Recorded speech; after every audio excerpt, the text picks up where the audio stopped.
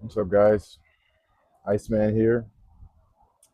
And hold on, just give me 1 second.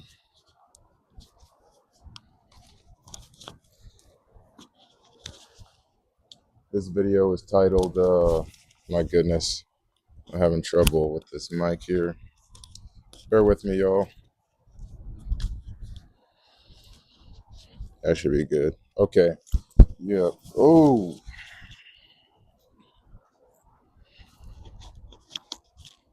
boom. There we go.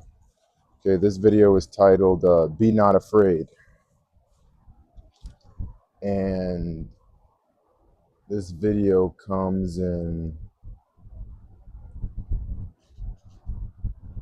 the wake of many different events transpiring in my personal life, as well as in the wake of many things I've observed happening in the collective experience of America. So I want to first say that, hold on, this is the last time, okay? All right, yeah. So many different things happening in the collective consciousness. I've been reading The Undiscovered Self, as I said I would, by Carl Jung. And I think this book really taps in on some of the ills of our current society. That is a lack of understanding of the unconscious mind and how it affects people, and how these things can be subconsciously programmed using certain ideologies, such as religion or politics, to basically control people. How is this done? I would say this is generally done by weaponizing the idea of rejecting the individuality of people and subjecting them to the normalization of the masses without understanding their, which basically negates their understanding of self. So this can happen in religion when we look, in my opinion, when we look at religion, because I grew up as a Christian, when we look at religion from a too literal sense. I read the Bible and I interpret it as metaphorical. Like, for example, something like the statement, though I walk through the valley of the shadow of death, I shall fear no evil, for thou art with me. Yeah, well, this is a literal statement, but it's also metaphorical, because the valley of the shadow of death is the void that exists within our own subconscious. How can we not fear death if we don't fear the death, if we still are afraid of the death of our ego, the death of who we believe ourselves to be, which is generally some sort of moralistic ego consciousness that Jung refers to, where basically we only look at the aspects of ourself that are socially acceptable. And these socializations are things that, when, as Jung says, analyzed critically, often force us to look or ignore the apparent realities of our own experience. This is why I found Zen Buddhism to be so enlightening, because the focus is primarily on the experience, the inner experience of the individual. This is also why I take a particularly symbolic and metaphorical understanding of the mythological aspects of Christianity, because I believe that it empowers me, and my belief is strong, and my faith is strong.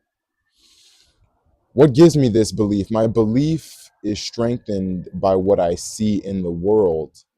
How, and I'll give some examples, how a lack of self understanding, by basically negating the individuality of oneself, right?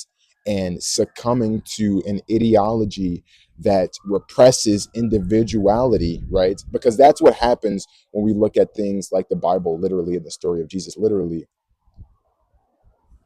I believe Jung describes it as basically our entire existence being subject to comparison with the individuation process of one individual, that is Jesus Christ, the purported Son of God.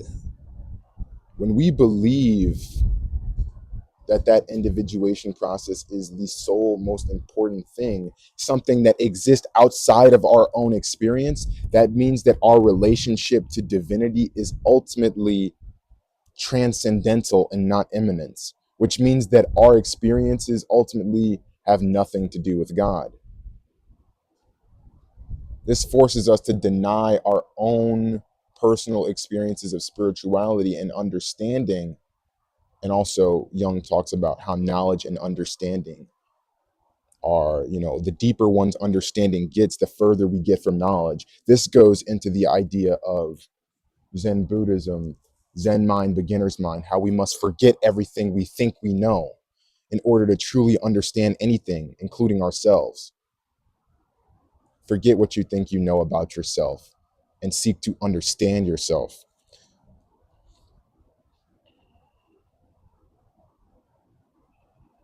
Now, I also want to go into a few passages like,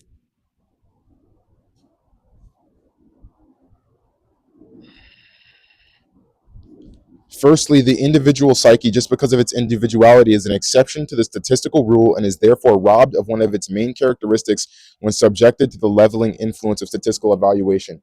Now, also another thing that Jung talks about is how a lot of times the individual is merely seen as a function of either political ideology, where the politics or the state function and serve as God with associated symbols and the like, or religion. And this is why he says that, for example, communism, right, is anti-religion, because the idea of religion, which is basically accepting something, a lot of times the idea of religion is accepting some sort of dogma, right, that is axiomatic or fundamental to being accepted into this religion, and to reject or not accept this fundamentally excludes you from this. So to have any sort of critical thinking about what this dogma is fundamentally makes it crumble. Like, for example, I asked one of my brothers the other day, Christian brother, I asked him, do you think a just God would sentence a pious Muslim to hell simply because he doesn't believe in the dogmatic axiom of accept Jesus Christ as your Lord and Savior? Everything else is the same, but this man was raised as a Muslim. You think that a just God would send him to hell simply because he didn't accept what you believe? But ultimately, this strips us, these ideas strip us of individuality, and also rob other individuals of their individual choice to choose how they choose to witness God. Also, it's egocentric, because now only our socialized conception of God is one that can actually grant one, eternal happiness. And it denies us the experience of life that is actually here, right? He says it denies us the fundamental acceptance or um, practice of the idea of one in the hand is worth two in the bush. Why should we reject all enjoyment of this life? Why should we be entirely or conform to a certain ascetic ideal in the only life that we know exists? Would God want this for us? Anyway, secondly, the church is granted a validity only insofar as it acknowledges their dogmas. In other words, when it surrenders to a collective category, believers, non-believers, sinners, non-sinners. But these binaries do not really even attempt to broach the complexities and nuances of the human experience. Something like Buddhism begins to get into these ideas, non-duality, or when we look at quantum ideas of superposition, things being two things at once based on how the observer views them. This idea can be applied to God. The will to individuality is regarded as egotistic obstinacy. Science devalues it as subjectivism. It should not be forgotten Oh, also, and the churches condemn it morally as heresy and spiritual pride as far as individualism.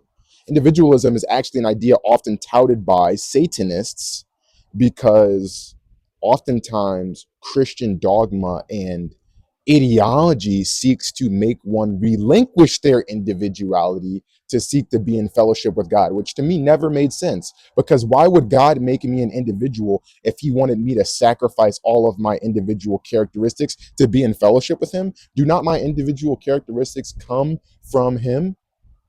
If we are truly in the image of God, which I believe I'm in the image of God. I believe you are in the image of God. So why would God want you to reject your individuality in order to be in fellowship with him? Now, that doesn't mean that one should pursue, be a hedonist. No, but I do think it means that one should be an upright individual and accept their humanity. Just as in one of my videos, I talk about how the emotion of envy is energy in motion. It is not really a moralistic idea. Even though it's said to be a deadly sin, I believe it is a sin when one acts upon it. Envy is an emotion. It's something given to us by God, and it is energy that we can use however we so choose. Now, let's continue. Be it for destruction, a lower vibration, or for construction, a higher vibration. Just like God, God is generative. Should not be forgotten that unlike other religions, Christianity holds at its core a symbol which has for its content the individual way of life of a man, the Son of Man, and that it even regards this individuation process as the incarnation and revelation of God himself. Hence, the development of the self acquires a significance whose full implications have hardly begun to be appreciated because too much attention to externals blots the way to inner experience. This is what Zen taught me, how the value of inner experience. Were not the autonomy of the individual the secret longing of many people, this hard-pressed phenomenon would scarcely be able to survive the collective suppression, either morally or spiritually. Now, again, this is the common psychiatric experience that the devaluation of the psyche and other resistances to psychological enlightenment are based in large measure on fear. The fear of going to hell. This is why a lot of people refuse to question certain ideas that they've been forced to believe in. And Jung continues to speak on how when we hold fundamentally ideas about God, right, about our relationship with God, we fundamentally are conditioned to hold these beliefs that cause us to not question them whatsoever out of fear of going to hell. That conditioning allows us to be conditioned to believe other things unflinchingly and beyond reason. Why is it not God that gives us reason? So how come when it comes to discussing, reason and logic with a lot of people who claim to be faith driven, that I am asked to suspend my reason, the reason granted to me by God? I believe it is said by many people, the idea of emanation, Plotinus, or even Marcus Aurelius talks about how reason is like the sun, right? And it shines down in rays into the rest of the body. So why should we have to discard reason to believe faith in God or to have faith in God? This is because we take certain things too literally, when I believe a lot of the Bible is symbolic, that Jesus exists within each of us just as the Holy Spirit does. And when we take these things in a symbolic term, things become a lot more powerful, in my opinion. Jesus could walk on water because of his faith, because he believed. And so too could Peter. Peter was walking on water because he believed. It was his belief that gave him the power. Now, this common psychiatric experience that the devaluation of the psyche and other resistance to psychological enlightenment are based in large measure on fear. Let's also talk about enlightenment, because when the light gets lighter, when the sun gets higher in the sky, so too do the shadows get darker. I'm transmuting my sexual energy, and I'm also studying chemistry. And when we study chemistry, we have to learn a little bit about quantum physics and how waves work, right? When a wave has higher energy, it gains amplitude, right? So what does that mean? That means higher highs and lower lows. That can be taken into the realm of our consciousness. We become more full of ourself. Our highest highs, our angel energy, our higher vibrations, and our lower vibrations. Those are all part of me. I can't reject these things. I have to accept them so that I can learn how to use both sides of the wave, because they're both energy and motion, so I can use them. Otherwise, if I'm stuck trying to reject the lower aspects, I'm going to get stuck. I'm going to get stuck. I'm not going to be able to find balance, find the middle way, because I'm too busy trying to reject an energy given to me by God. Let's talk about, for example, lust. This is why we see such perversions going on in something like total renunciation, right? Let's look at the Catholic Church. Why are these things so common with these priests who have renounced sexuality? Because they claim that suppression of sexuality is healthy. It's not. That is a part of you. That is one of the fundamental energies granted to us by God, the desire to create life in this world. But when we understand that and we don't judge it, because we don't see God as judging it, we can observe it, we can accept it, we can use it as power, because that is the most powerful drive that we have. But because many people have been taught that this energy is something to hate, they try to suppress it. And when they suppress it, what goes down must come up. As above, so below. The further they try to suppress it, the more extreme and grotesque it will manifest itself. This is why we see a lot of young Christian men falling into pornography, because of the allure of the taboo, because they think that it is so, it's the forbidden fruit, it's the apple. Oh, don't eat this. Don't eat this. Don't bring consciousness to it. That's bad. That makes you want it even more. But when you accept it for what it is, you gain understanding, and that empowers you.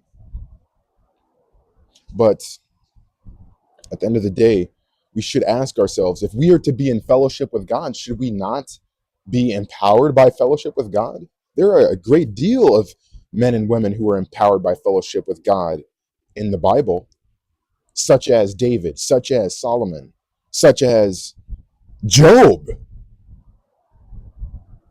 This man who could endure so much was only due to his fellowship with God, such as Jacob, such as Samson. These men were empowered by their relationship with God. And it was a lot of times lack of understanding, or too much feeding into these desires that caused them problems, a lack of understanding. On panic, fear of the discoveries that might be made in the realm of the unconscious. Now let's talk about this, the unconscious mind. How within it lie the darkness, like as said in the back of the book, the existence of good and the capacity for evil in every individual. Now, when you begin to transmute your sexual energy, you are going to experience mood swings. You're going to experience a higher range of emotions, because you're not being blunted by extremely you're not being overloaded. Your neurobiology is kind of resetting. And also I want to talk about the connection and the similarity of testes and brain cells, but we're going to talk about that later, right? That's a different video.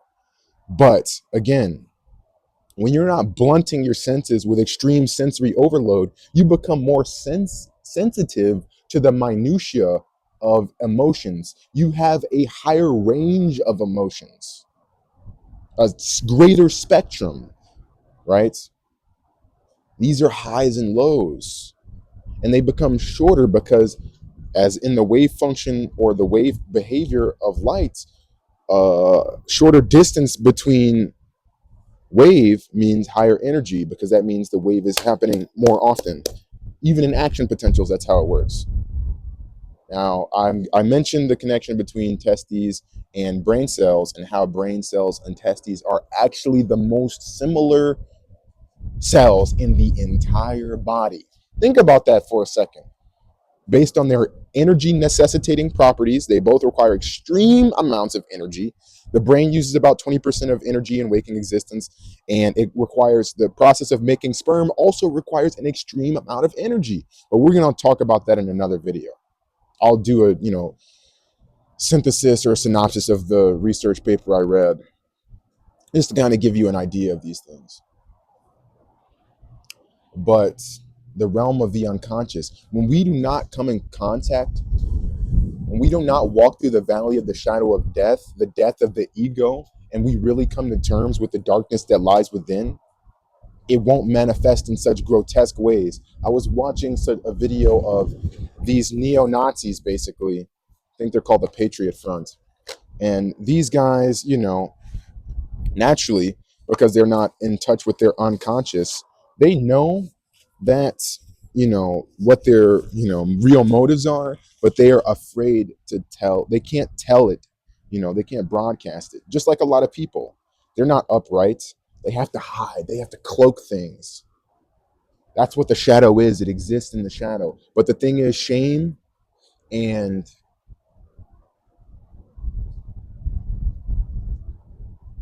shame cannot exist. I heard someone say that shame cannot exist when it is called out. It exists in the places where it is not said to be what it is. And this is why God is so powerful, because the truth calls things out for what they are. God is truth. Satan is deception, right? And what does that mean? Deception implies fear. These guys, they present themselves as if they are so powerful. They think they're so much better. They think you know, they think that, they're white supremacists. They think they're better than everyone. But really, these guys are afraid. My God says, be not afraid. But these guys are afraid.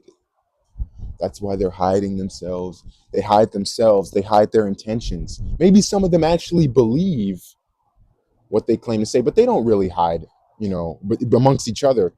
But they're afraid of being called out for what they really are. They're afraid of being seen for what they really are. This is why it's so important as a man to speak your truth. Why? Because that's how you be like God, like Christ, right? I'm getting a call from one of my brothers right now, so I'm going to wrap this video up. Call things as you see them. Speak your truth, right? Be not afraid. And Jesus spoke about,